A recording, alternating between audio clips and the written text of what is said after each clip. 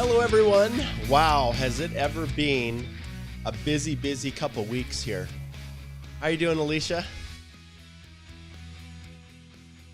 Oh, I thought we had Alicia. Maybe we don't. She's kind of frozen here. All right, well, we'll get her back for sure. We will get her back for sure here in just 2 seconds. All right, so, wow, it's been some day. Wait a minute, that's not the one we want. Hey, I remember all of this. That was a good session that I did. It's been one of those days, you guys, for sure. It's great to be back, and I think we'll just wait for Alicia to reconnect in. For some reason, she froze on us. But wow, has there been changes or what? And welcome back to another live Q&A.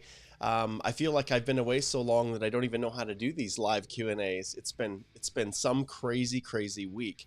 Well, actually 2 weeks. About 2 weeks ago, my daughter got married, which super excited about that.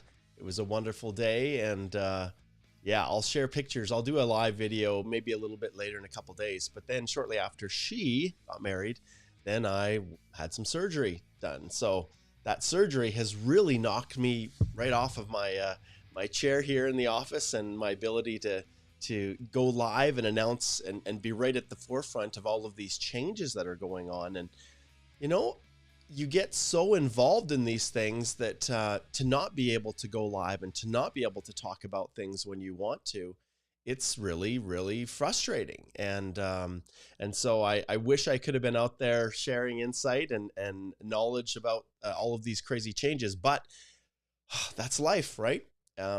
You know, and as you start to get a little older, which I'm definitely don't consider myself that old, it definitely does have an effect on you. So I had to take care of a few things, and now I am feeling mais ou menos if you're following Portuguese.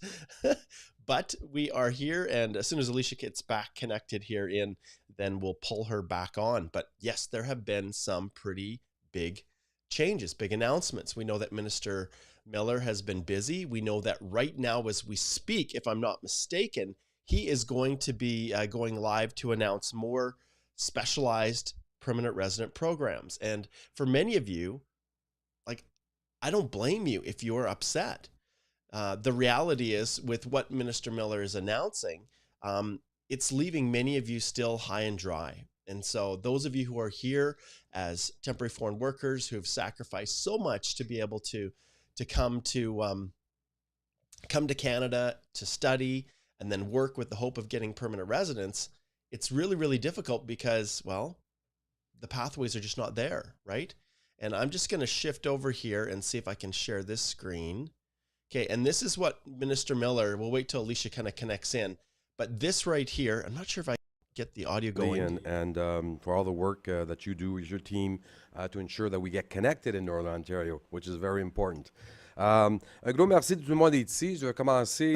This is the new announcement here. That we're on the territory of the Atikamekw and Anishinaabe. Okay, and we will. Looks like Alicia's just connecting in here. We'll turn this down just a bit. Okay, we'll turn this down, and then I'll let Alicia in here. All right. Okay, we'll pull Alicia in. Just give me 1 second here. I think this is the one. Okay. So I just pulled this up, Alicia, just to show some of the individuals. This is on Twitter here, this live feed, but I know you can catch it wherever they're doing it. But once again, and here I'll just mute it. So for those who are watching right now live, you know, I don't know if there's anything more exciting than our live stream right now that we're doing for you to watch, but this is supporting rural and Francophone communities. So Minister Miller is going to be releasing a new immigration pilot targeted to encouraging Francophone immigrants to go into rural communities. And, you know, this type of thing isn't new. Alicia, here in Alberta, we have our own version of that, don't we? Yeah, we've had a few different initiatives over the years to try to target Francophone speakers. And of course, federally, people will be eagerly waiting for the new next rounds of invitations with targeted draws, because it's one of the only ones where you can actually get an ITA if your CRS is sub 400. Exactly. So we'll maybe cut away here from the minister's live announcement, but we know once again it will be targeting Francophone immigrants.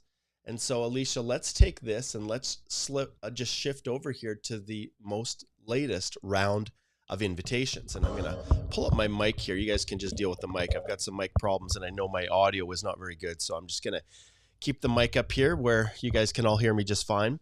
I don't have quite the ability to amplify my voice here today. So we'll get in close and we'll just chat. Okay.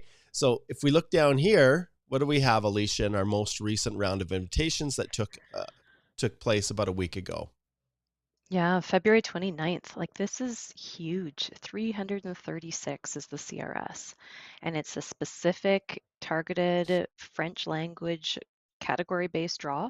So you have to have those NCLC level 7s for speaking, reading, listening, and writing, the French equivalent. And as long as you have those, plus you have, minimum eligibility for either federal skilled worker or federal skilled trades or CEC, then these are the people who are winning. Yep. And if we look at all the rounds, as everybody who's carefully watching this in dismay and frustration, we can see that if we just take this and go round type, and then let's just pull up here. Whoops, it's French. If we pull this up, we can see what's happened even this year. So let's see here. It looks like it's not quite pulling the most recent one. But anyways, you can see here, French, they did this massive draw in February of 7,000. Then we had our most recent one at 2,500. So that's already 9,500 in this year alone.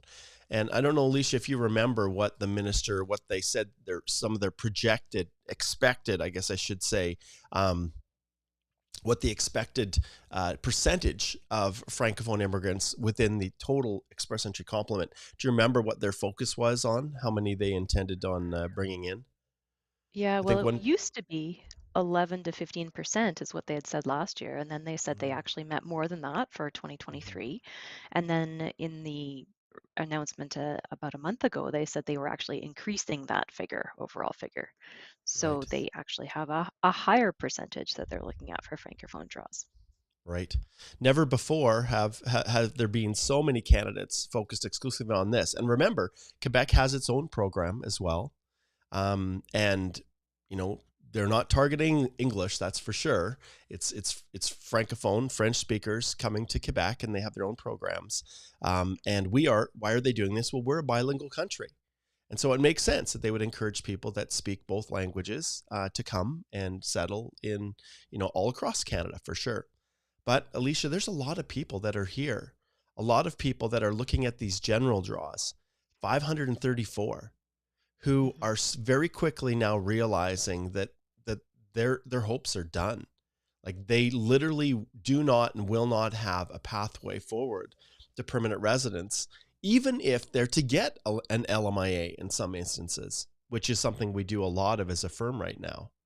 But I don't know, Alicia, about your thoughts on what these draws and the lack of, say, a CEC draw, what impact that's having on people.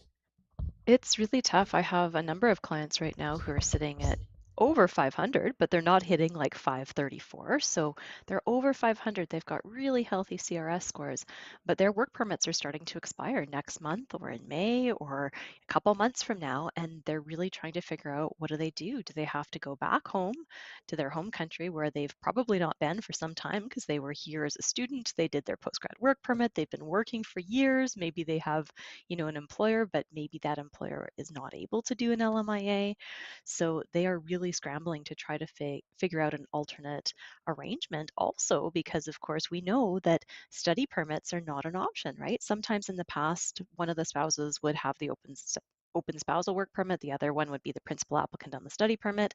And then if they really ran out of time, the other spouse would say, okay, let's go for a program. But now that there's no open spousal work permits, unless you're doing a master's program, those options are severely restricted as well. Mm-hmm. It makes it very, very difficult for many, many people who really had hoped and dreamed that this would be their reality. And like you said, we're having more and more consultations with people who are seeing their dream just, it's slowly falling apart. And what do you say to people, right? That's the challenge. But this isn't the first time that this has happened, you guys. I remember in 2014 when Express Entry was coming, I knew that there was going to be a huge, huge impact on our Filipino community that was here working on LMIA-based work permits. And in the early days of Express Entry, LMIA-based work permits granted an individual 600 points. So it pretty much guaranteed you permanent residence.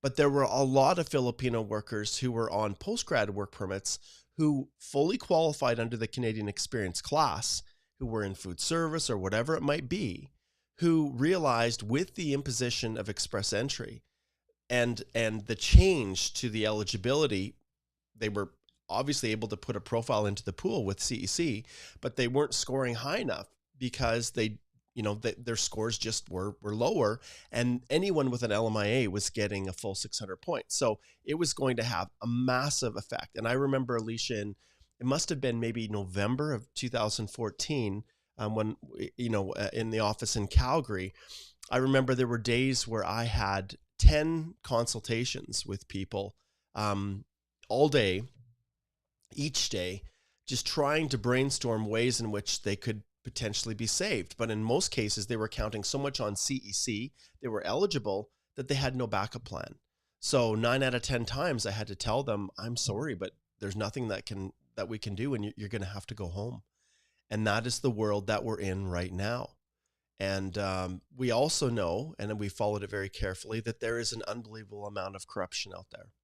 And there are all kinds of nefarious people, just crooked, evil people who are selling job offers. They know how desperate these individuals are to get LMIA supported job offers, because in some cases that can push them over the top, an extra 50 points, or potentially make them eligible for provincial programs that they weren't otherwise eligible for.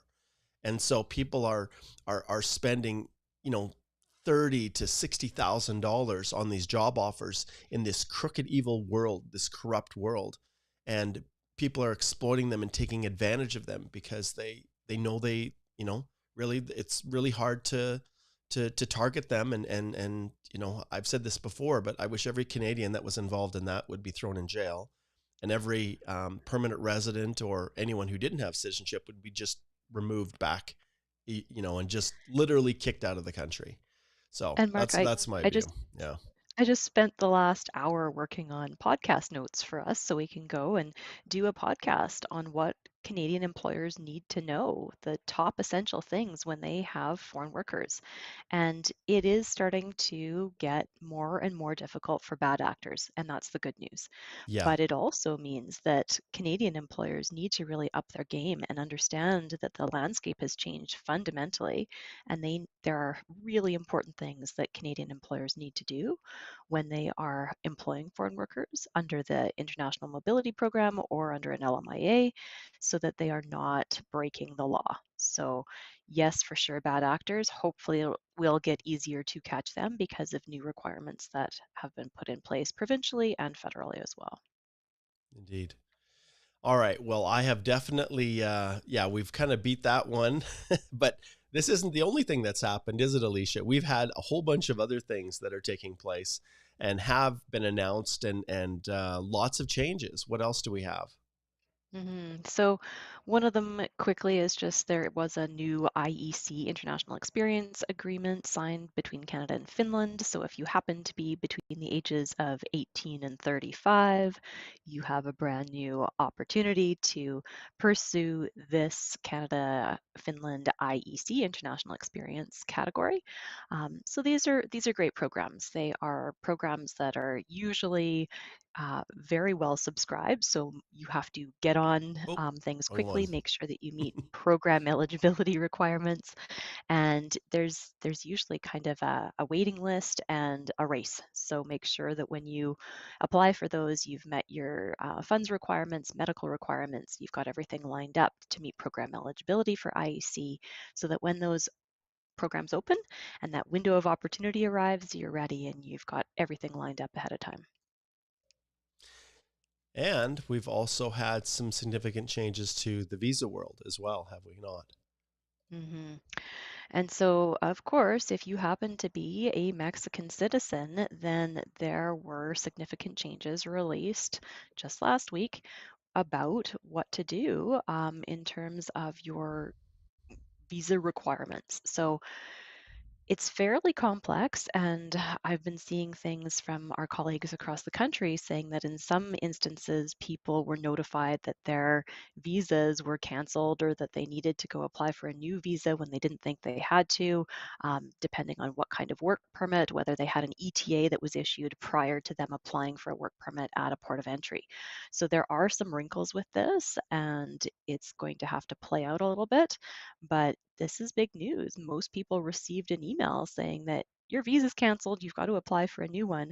Or in some circumstances, people who were eligible to have that ETA can make sure that they have an updated ETA, but only in specific circumstances. So make sure that you go and read this news release and understand what's happening if you're a Mexican citizen. Exactly. All right, let's see what we've got here. I want to, one of the things I talked about, Alicia, when you had a little bit of trouble being frozen here for us was, and I think it was, let's see who posted. Yeah, it was Batman. He said, let's just see here. I can probably pull it on here. He said, I hope your daughter's wedding was amazing. And the reality is it was awesome. We had a great time. Let me just see if I can pull up a little picture here of our crew. Here, I'll just slide back to, let's see here. I'm just going to switch screens for us here. Maybe I can just use that one. Let's see. Oh, no, that's the wrong one. It's an interesting day today, you guys. Okay, let's see here. So what I want to show you is this picture right here. So this is the crew. So let's see if it comes on. It does. Hooray. So that's the crew. That's my daughter Jessica and her husband Seth and our family. So that was the wedding on a couple weeks ago, 2 weeks ago Saturday. So there we go. So yes, the wedding was fantastic. It was a lot of fun, and yeah, it's pretty neat to watch your child get married and to start off on a new independent life, and with lots of support from mom and dad for sure. All right, and then we had one other question here, which was let's see here. I saw this one as well. I'm kind of going off on a tangent here, Alicia, but Kevin says, "Hey Mark, summers are coming. Hope to see your lake videos again doing fishing." Well. Well, I'll share this one with you as well. I think this is good. Here, we'll pull this picture up. So this is just last week, Kevin. You can see there's a little walleye that my sons caught, and they like to fish for sure, but the fishing was kind of slow. So instead, what they did was, let's see if this will even work. Okay, they've got their they made a snowman and yeah, that's pretty much what they were doing when the fish were biting. So yeah, it was pretty funny to say the least. I don't know if I have a little bit better picture. No, that's probably as good as we're gonna get. Anyways, so that's what's going on in the Holthe home here. And so yeah, thanks for asking about that, Kevin. Okay, all right. Enough of Mark's family affair. I'll do another episode and get everybody caught up on what's happening in the Holthe household. But let's focus back on the viewers and those of you who are tuned in. Like Alicia's now explained, there's been a lot of different changes, and Minister Miller here. If we just slide back here, I'll just cut away to this and let's just listen for a second.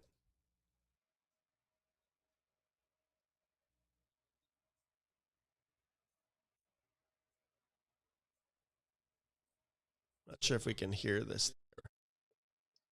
I can't hear it, Mark, but I'm not sure if I think anybody it's else just can. the version that we have here. So anyways, so he's basically here.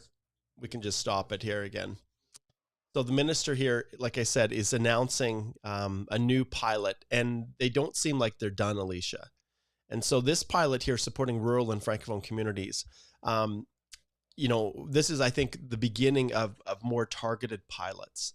And just like our category-based draws, I think this is really important to pay attention to it. Clearly, with the rounds of invitations, the scores are super high. They're not doing large draws for general applicants.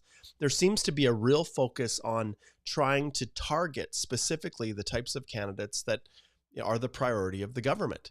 So what are your thoughts on that, Alicia? Does that make sense? Is that, and obviously we're not cabinet, we're not the ones who are making these decisions, but what are your thoughts on it? Yeah, and I have also been following what's been going on, of course, with Alberta provincially and then also in Calgary. And so a few things have happened in that area as well. So, of course, Igor and I were talking about the Alberta Advantage immigration program, and AOS has closed, right? So AOS was one of the Alberta Opportunity Stream was one of the only ways that people who had a little bit lower language skills could possibly kind of hope for a PR pathway in Alberta. That program was, I saw some news articles that didn't seem super accurate. It didn't close because the No, program didn't have enough interest. It no, closed, I not at think, all. because the program had too much interest. There were over 5,000 people sitting in the queue from last year whose applications hadn't even been adjudicated yet or decided yet. And so I think Alberta was sitting there looking at this saying, we're going to have way too many applicants under AOS. We're just going to shut it down. We're going to do a targeted draw. I can only guess that the tourism and hospitality industry was lobbying them hard, saying we are going to be missing Yeah, out because for Banff the and our summer, yep, yeah, yep, summer rush is coming on tourism and hospitality, and employers do not have enough staff.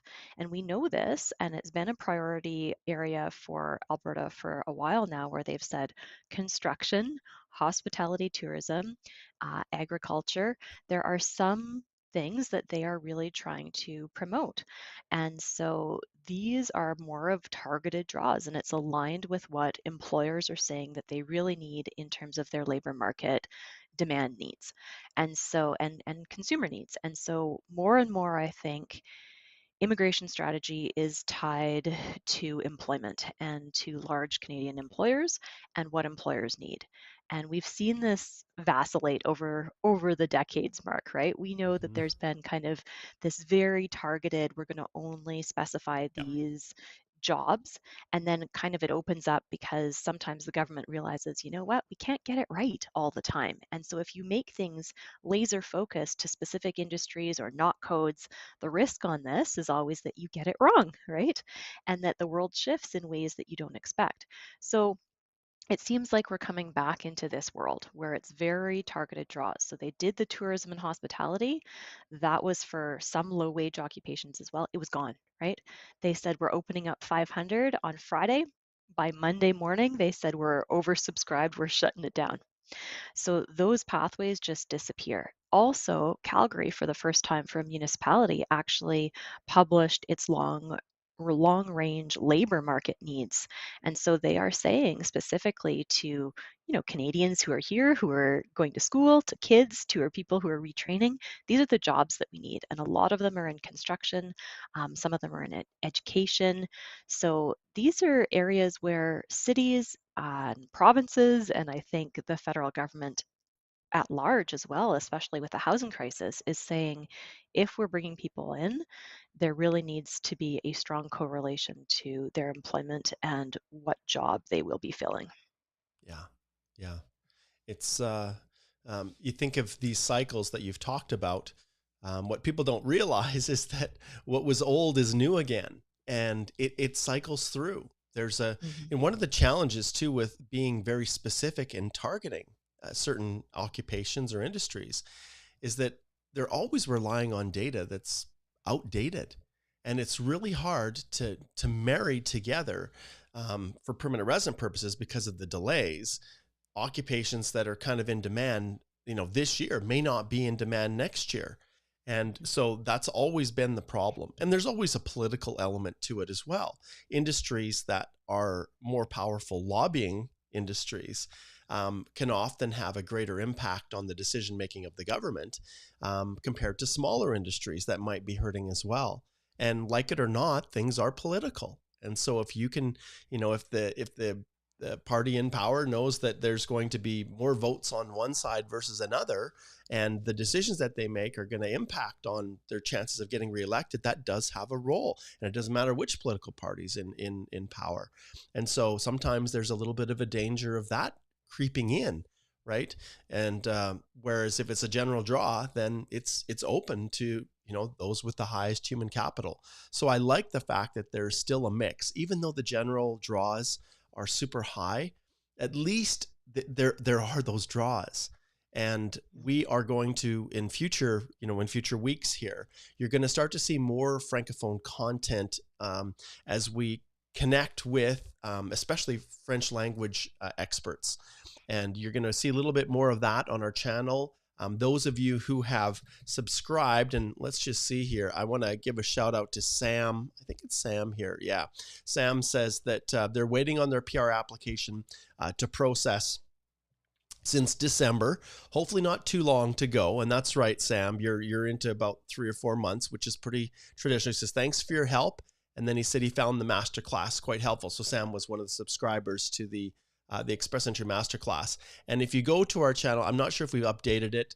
It says February here, but we are going to be relaunching the Masterclass. I actually had my surgery and kind of got a little sick right during the time when we were going to launch this. Let's close these out. We've got a couple extra ones on here that we don't need. Sorry.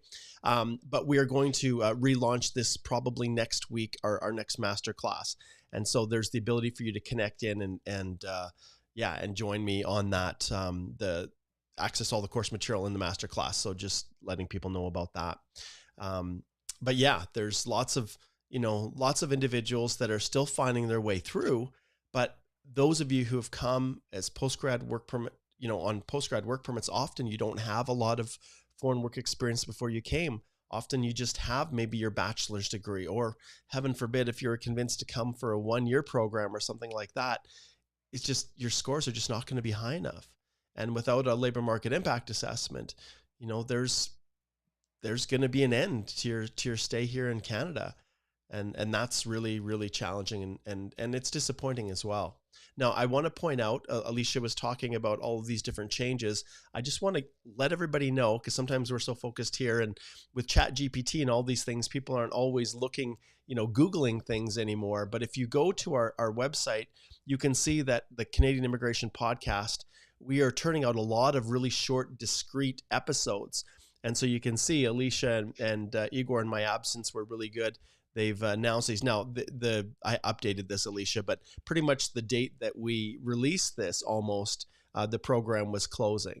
But it's just the first stage. So it's not like this is a permanent closure. They've indicated they're going to process the applications that they've received, and then likely this is going to open up again. But they're doing it in a measured way because they knew, Alicia, there was going to be 5,000 applications, right?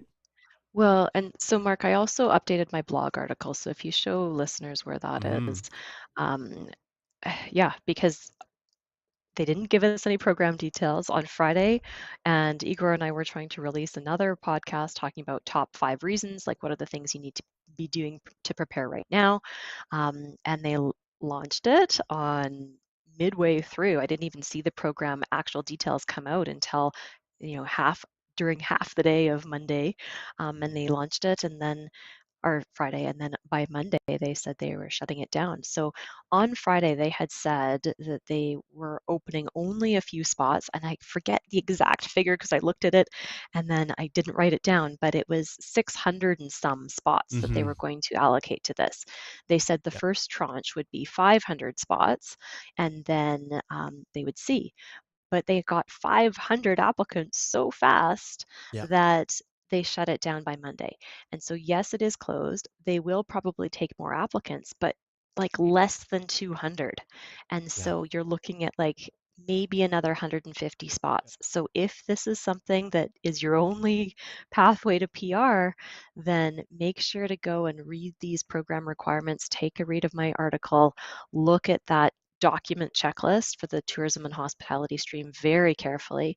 There's a lot of fine print with the employers and the industries under WCB coverage and or a tourism group. So be careful with this because there are so few spots left. Yeah. And it makes sense, Alicia, that it filled up so fast because, hospitality and tourism includes the largest group of cohorts, right? Like food service supervisors, chefs, cooks, these hotel front desk clerks. These traditionally is where many of our postgraduate, work permit holders tend to work in these occupations, even cleaners, specialized cleaners, all of these positions. So it's not surprising that it filled up just so astronomically fast. And if we go back here to the actual government site, this was last updated March 4th, you'll see here as we go through, you can see why the Alberta Opportunity Stream, was closed, because you can see as of, it says October 23rd, estimated allocation. This is how many 5,850 is how many are allocated for this particular group. And when, this is as of March the 4th, you can see, even though they've shut the AOS down, they had almost 5,000 here already. 875, the rural renewal streams, which are really similar to the Francophone program, which the minister is talking about here, answering questions. That's very similar. It's the same type of a thing. We'll see ultimately what it looks like. But the numbers are just super high. And this is the same for all provinces. We're using Alberta as an example here, but many provinces are the same. They only have so many spots. And if Alberta's been granted only so many spots, and you can do the math, 5,850 plus 3,900, right? You've got pretty much 10,000, 9,750. And I don't know if they've officially announced, Alicia, the increase. I don't think they have, but we're expecting They said around a few 10,000. more. Yeah. Yeah. So maybe we're at 10,500, we're not sure exactly. And then 805, just don't be deceived. That includes hospitality and tourism, but also construction and agriculture as priority occupations. So this is kind of the world that we're in right now. And individuals are going to have to be very, very strategic. And especially you that are on open work permits, because for Alberta, the Alberta Opportunity Stream, if you haven't studied in Alberta, then you don't have pathways through through the Alberta Opportunity Stream, even if it was open. And so what we saw, Alicia, is many people going and then, to smaller communities, rural communities, to see if they could have a chance at getting PR through them. And in that case, it's the community and you working there often, at least that's the message we got from a lot of the communities in Alberta, that they were really used to transition existing workers to permanent residents. So it was more retention than recruitment of foreign workers. And so, so this is kind of the world that we're in, for sure. All right. Well, you guys have been very, very patient. So let's jump into some questions here. Let's just see here. I was highlighting a few, but let's pull it up. And this is very similar. Okay, this is very, very common here. I'm going to create a little bit more room for our questions here, guys. So let's pull that off. And there. Oh, I see what happened now. Okay, there. All right, and then let's pull this up. So this is Alicia. Says postgrad work permit expiring, visitor visa valid till 2026. Instead of applying visitor record inland, isn't it better to leave Canada and return and enter Canada as a visitor? Thanks. So I think what they're saying is they're losing opportunities. There's very little, there's no PR opportunity. They do have a valid TRV in their passport, but should they not just show, that, hey, I'm complying, my postgrad is expired, I'm leaving Canada, and then if you want to come back as a visitor? I can't argue with that, Alicia. Yeah, it's tough, Luigi, and we never want to give immigration advice without knowing way more about your situation, right? What your options are. Is there some way that you can have maintained status? Do you have an employer who's willing to support you? Is there a way that you can look at getting more points long term? But this is the tough decision and conversation that a lot of people are having with their families and saying, you know what? We need to go back home now and wait to see if those CRS scores come down. And maybe the best thing is to go and get more foreign work experience if you haven't maxed out your foreign work experience. Because of course, Canada, will be more suspicious if you're coming here as a visitor and you have no way to support yourself economically. So unless you've saved up a whole bunch of money, if you're going to be staying here as a visitor for a longer period of time, immigration really wants to understand how you're going to economically support without working without authorization in Canada. All right, I'm just going to pull, I don't know, Mika, if I have your entire question here. So Mika says, hey, Mark and Alicia. She says, my husband got an ITA from the ONP International Student Stream, and we have submitted our application as it had 14-day deadline. A week later, his knock got drawn too in the ONP skilled trade. And so the question is, and this is always the question people ask, which has a faster processing between the two? We were thinking of withdrawing the ONP International Student Pathway, if that is even possible, and go with the ONP skilled trades if that's a faster process. So essentially what we have here, one is an express entry stream and the other is a regular stream. And so you can go, when it comes to processing, let's just pull it up and we'll just look at it. Look at it here. Just give me 1 second. Okay, here we go. We'll slide over here. Okay, so what we're looking at here is really the processing time of a PNP application. So if we go to economic immigration, and you guys can all look this up, and these processing times are not bad. So this is something that you can potentially rely upon. And so the online via express entry. So is it online via express entry? Well, if you've got your notification of interest, then the answer will be yes. And if that's the case, you can see processing times are right around there kind of stated of 6 months. So you've got your nomination that you have to apply for, which could be, I think, what are the processing times right now? I think it's, what is it? Let's just pull it up. I think we should be able to pull this up pretty quick here. So if we look at the human capital priority stream, which often is the case, they're right around 60, 90 days, right around there. And I think that's the one that they're targeting. So you've got 2 to 3 months here, then you've got another 6 months of processing. So you're looking at about 8 to 9 months. And if you were to go through the regular PNP, right now, it's 12 months. So the difference between the two is not significant compared to an express entry PNP versus a regular PNP through the PR portal. So as you're trying to make these decisions, obviously we can't tell you, Mika, which direction to go. I always believe that a bird in the hand is better than 2 in the bush, right? And so you never want to jeopardize one that maybe is a more solid option, and then try to go to another. I'll give you an example. So I've seen people sometimes where they've applied for a work permit and then realize, oh, maybe that work permit isn't quite the one I want. So I'm going to apply to withdraw that and resubmit another work permit application, either to correct a mistake or maybe through a different program that you think you're more eligible for. And I've seen situations where IRCC has made a mistake and they have withdrawn the wrong one, or they have canceled them both, and then you're out of luck. And so anytime you submit and then withdraw or request a change, there's always, complications because that's not something they're used to seeing. So you're always running a risk if you start to monkey with something that's been perfected and that's in the queue. And the difference in processing is only about 3 or 4 months. So I don't know if you have any thoughts on that, Alicia. Yeah, and just for listeners who are confused, keep in mind that OINP has some express entry linked streams, and so those are the human capital priority stream, the skilled trade stream,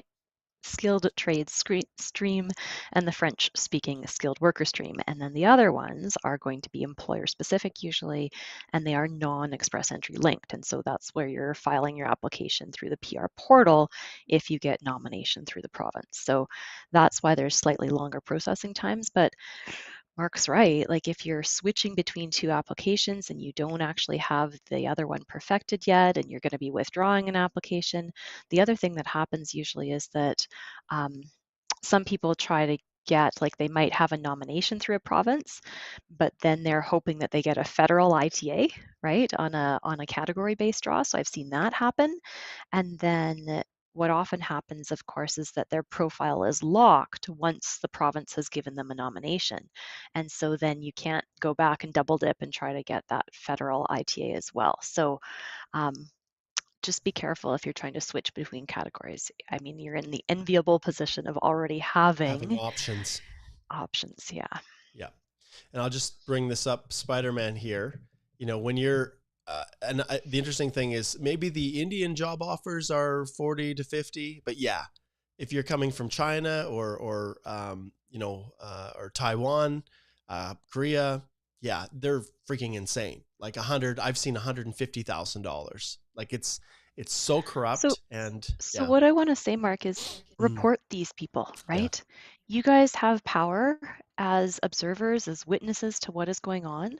You have the power to report people. And I don't know if you can pull it up, Mark, but there's a CBSA tip line or, report an employer for illegality, basically, for selling LMIAs or doing something that's completely against a number of laws and fraudulent.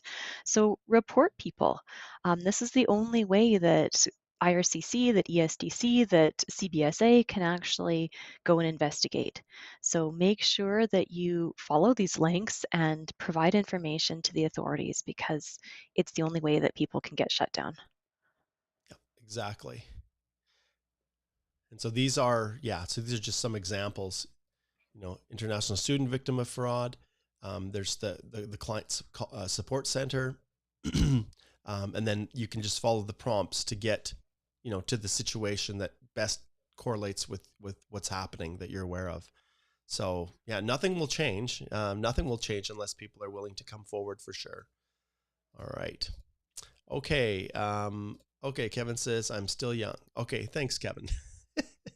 I think I mentioned that I was just coming out of surgery, and that's what happens when you start getting old. So, all right. Okay, Daniela says, hi, Mark. Good to see you. If one travels to a country to get biometrics and medical done, do they have to notify IRCC of that short trip, or will they need to apply for PCC again? So, Alicia, I think this is post EAPR submission, probably. Mm. Yeah, so if it's after your EAPR submission, then hopefully you'll be fine as long as you're not spending 6 months consecutively. You're just going to go get your biometrics done. You can update IRCC if you had to of a change of address, but usually it's just a short trip to get those biometrics done, and it doesn't usually trigger a new police certificate. If, however, it was a country that you were residing in and it was before your EAPR was finalized, then that could be a problem and you might need to get a new PCC. So go back, check the IRCC express entry, who needs a police certificate, when the validity date of that police certificate is. But in general, you must make sure that that police certificate was issued after the date that you last left that country. So if it's a country that you're not residing in. Excellent. All right, let's shift to an express entry question. This one we get a lot of when it comes to proof of funds. And when scores are so competitive, I'm once again, Alicia, seeing more and more people who are making the decision when their spouse is outside of the country to list them as non-accompanying so that they can try to maximize their points. So then the question becomes, can one use funds in an unaccompanying spouse account as part of proof of funds? And maybe I'll tackle this one because I've got a little bit of a backstory on it. So in 2015, when it was launched, the first few years we were kind of figuring things out and people were testing the waters and they weren't sure. And I remember in 2017, this was a big question when it came to proof of funds. If the funds are in one spouse's account versus the other, how is it treated? If the funds are in a joint account, does IRCC accept those? So I actually sent an email to the immigration representative email address and got one answer back. I didn't necessarily like it very much. And I think it said, no, only funds that are in the principal applicant's account you're eligible. You actually have to transfer. That was the original question. And so at the time, the person heading up Express Entry, who I knew, I'd spoken on panels with, I brought this up with her and she said, oh no, that's wrong. And so send another immigration representative, I'll correct it, and then you can have a record of the answer. And I remember actually posting it on my Facebook Lives I used to do. And the answer is yes, even a non-accompanying spouse's account, you can use those funds, but you have to be very, very careful. And you need a clear declaration, and I'd argue even a sworn statement, that the funds are available for the family, both for Canada and home. Because remember, even if a spouse isn't coming, they're still included within the number of family members that or determines the amount of proof of funds or settlement funds a person has. So it is possible if you do it correctly. But I'll be honest, in almost every situation, I really like the funds in the principal applicant's account, or at least a joint account. And when the spouse is accompanying, it's much easier. When they're not accompanying, I would strongly discourage you from doing that.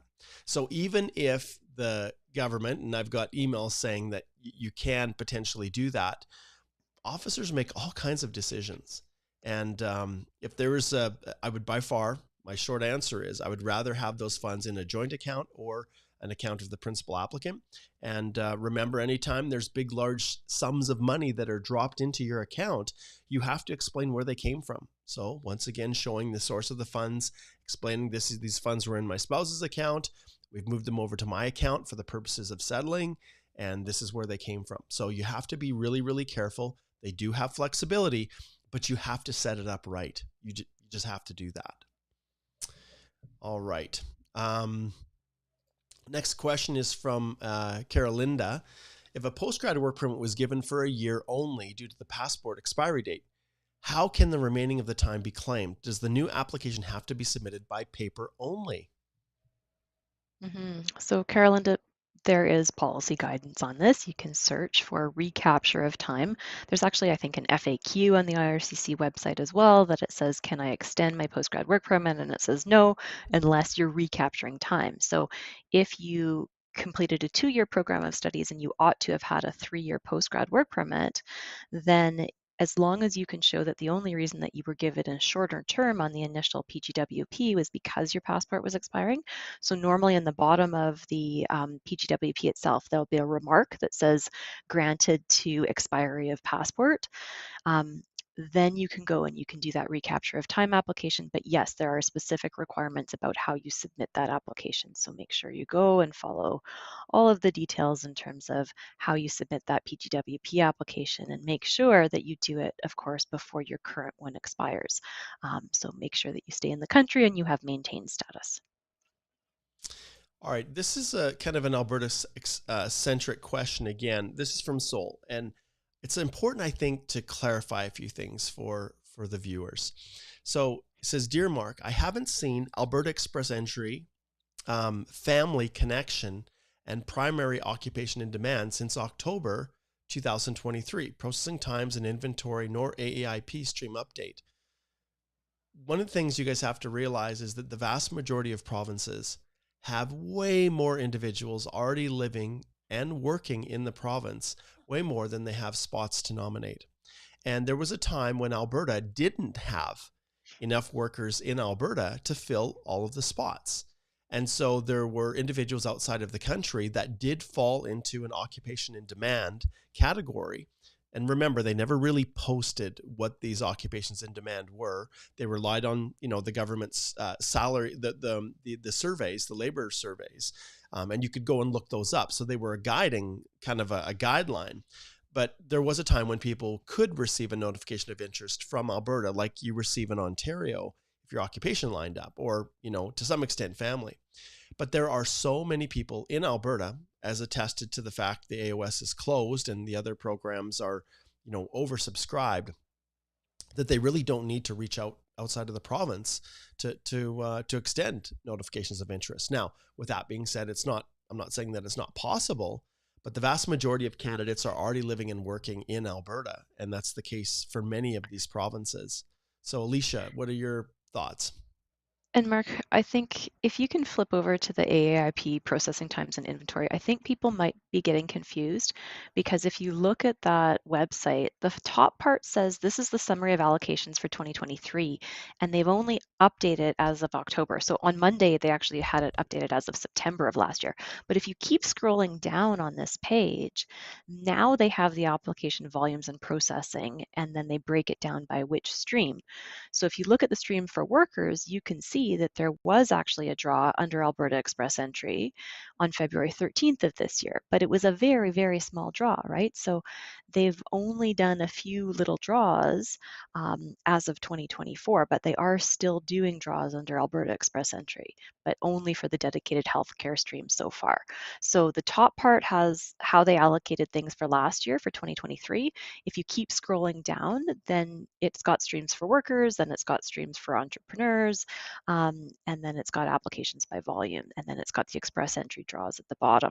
So you will see that there have been express entry draws as well, but number of notification of interest letters sent, like 33, 44, 80, right?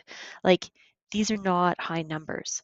And people had to have CRS scores of course, over 300. So the minimum, if you happen to be in a dedicated healthcare pathway, they sent out 33 notifications of interest letters, and you had to have a CRS of 311 on February 20th, 2024.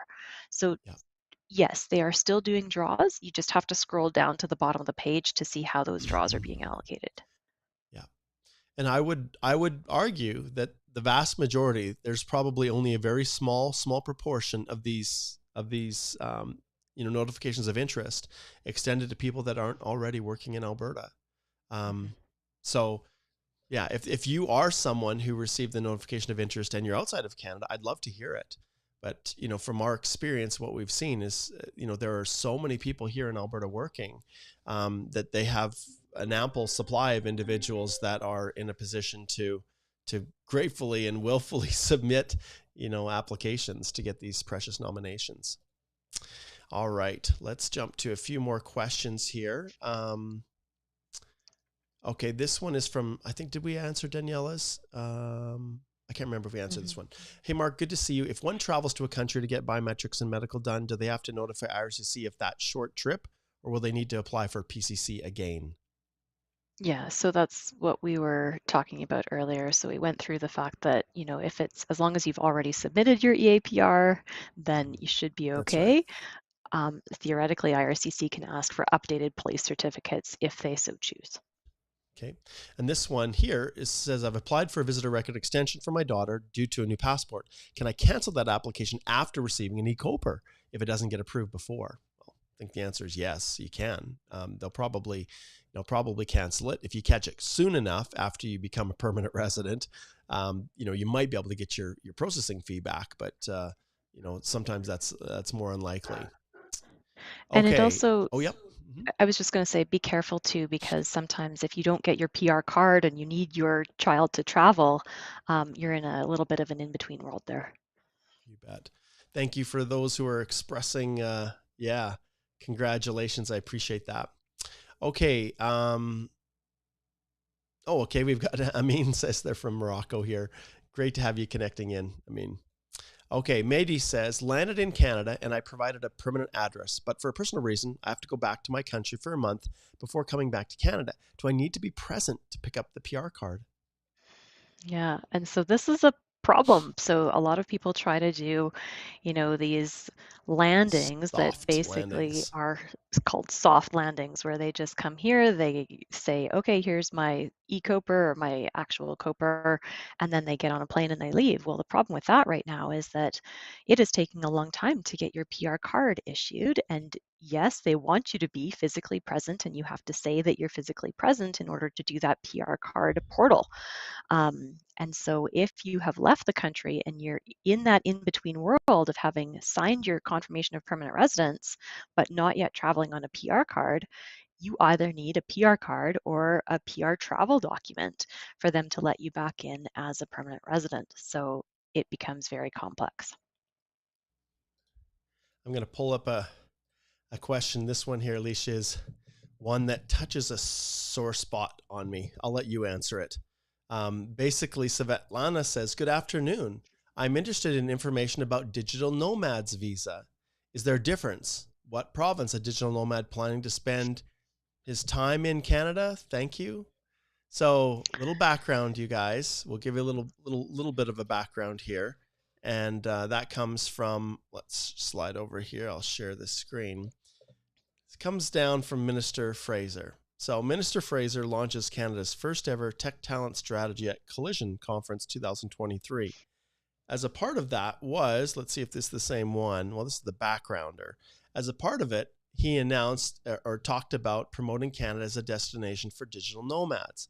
So Alicia, do you want to talk a little bit about this and, you know, the good, the bad, and ugly of this statement by our former Minister of Immigration? So the good news is it is possible to work remotely as long as you're not entering the Canadian labor market. So be very, very careful, however. So the bad news is if you're working without authorization in Canada, so let's say you physically come to Canada on a visitor visa and you start working for a client, even if that client is a foreign-based client who has Canadian customers, then you could be offside of immigration rules because you might very well need a work permit. If you are in Canada on a visitor visa, you're working for a foreign-based company for foreign-based customers, you're paid in foreign currency to a foreign bank account, and you are not doing anything for which Canadians are normally paid, and you're not entering the Canadian labor market, you might be okay. But you've got to be super, super careful that you're not working illegally and that a Canadian company is not employing you without authorization. These are federal offenses. So it's basically just saying that you could come to Canada on a visitor visa and work for your foreign employer, but you're not going to be able to claim any of that for Canadian work experience. And you have to be super, super careful that you don't unwittingly work without authorization or breach Canada's immigration rules. I brought this up just, this has not been updated since July 19th, 2023. I'm surprised they haven't pulled it down. But like Alicia said, this has always been in existence. But there's so many people that are duped into coming to Canada under this mistaken belief that, hey, say you're a digital nomad, we'll have a job lined up for you when you come. We can apply for an LMIA. And oh, by the way, once you get here, it'll only cost you $50,000. Like you have to be very, very careful. And when you don't have that remote work, like that's the whole concept of digital. If you're not working in that type of an occupation, this can be a real problem. And I'll be honest, there's people that I know, even in Lethbridge here, that came over with their families and are looking for a job and they can't find a job. And they've extended their visas and they're still looking for opportunities. And they're the ones that are exploited by these unscrupulous people that say, oh yeah, we can do it. It'll just cost you X dollars for, the next 10 years in Canada to pay us back. So, all right. So there you go. I know our time is very, very quickly passing. We've got a good group of people that are tuned in here and watching. I'm going to try to do another live probably this week where we'll open it up and answer more questions. So stay tuned for that. I want to point out on our YouTube channel in particular, you guys, that there's a series of live streams that Igor is doing with the CELPIP, the Canadian English Language organization that administers English language tests in Canada, and they have locations abroad, test taking strategies and things like that. Also, we've got another language expert that is going to come in to share insight on Francophone and improving your French language, which of course is a huge, huge factor. And I remember, Alicia, when the French language first started to grant, they created that criteria within the comprehensive ranking system for French language coupled with a little bit of English, when you could actually get those extra 50 points. And throughout the pandemic and shortly after the pandemic, that's when people started to realize that the scores were not going to come down to the level where human capital alone would grant it without something else, like would get you an ITA. And back then, I had some of my Indian clients in India who said, well, I'm going to start studying French. And some of them, 2-3 years later now, have actually been able to acquire sufficient French that they have now met the NCLC 7 and have the ability to get those extra 50 points. And they're the ones that are, by and large, are hitting that level where they can get an ITA. But I want to point something out to everybody. I think it's really important. I'm going to go back to the rounds of invitations, and maybe this will be kind of where we end off with. But if we go back to the rounds of invitations and we look at the scores, we're looking at 534. And if that was the score alone, okay, and someone was relying on their French language ability as just an extra CRS score, even if someone was to score really high and get an extra 50 points, well, we've talked about this, 469 points is someone with 3 years of skilled work experience, a master's degree, an English of a CLB9, which is the 8 in listening and 7 in the other abilities, and 29 years old. Okay, that's 469 points. And if they were to say, okay, I'm going to go learn French, well, you're getting another 50 points. That will put you from 469 up to, what's the math, like 509, 519, maybe a couple extra points because you're getting points for a second official language. You still may not hit this level. But the game changer is this. If they continue to do category-based draws and your CRS score is actually really low, realistically, to get through this, it's an NCLC 7, right, Alicia, to be able to meet the minimum requirements of this category. You have to be able to have a French language ability here of a level 7 or higher. And so with that is going to get you, in every case, it's going to get you at least an extra 50 points. So you can subtract at least 50 from this score down to 200 for human capital. So some people who speak French that only have 200 CRS were given an invitation to apply, and in the high 200s. So I don't know, is that what Canada, is that what we want? Maybe it is. Maybe we had our February 13th, 2021 draw where we scooped every CEC candidate out. Maybe that's what we want, but it's just something to think about for sure. So French. So stay tuned. And remember, Alicia's produced an awesome blog on the Alberta programs, and stay tuned. And if you haven't subscribed to the podcast, please do that. We talked a little bit about the podcast. And if I flip back here, you can see the hospitality tourism. We talked about the closure of the Alberta Opportunity Stream. I did a recent one on the top 5 wrong answers given in online forums. And so if you haven't subscribed to the podcast, we're doing a ton of episodes. We've expanded our business immigration series. If you want to know what this job offer thing is all about, you can go all the way back to episode 100, when we started our business immigration series, where we worked through every all aspects of the temporary foreign worker program. And then we transitioned into our shift now to the international mobility program. So everything you want to know about work permits and getting job offers and things like that, it all started all the way back from episode 100 with the introduction of our business immigration series.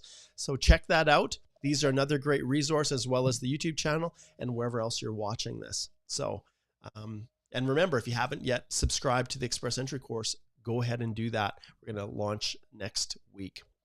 All right, Alicia, anything else you want to say before we sign off?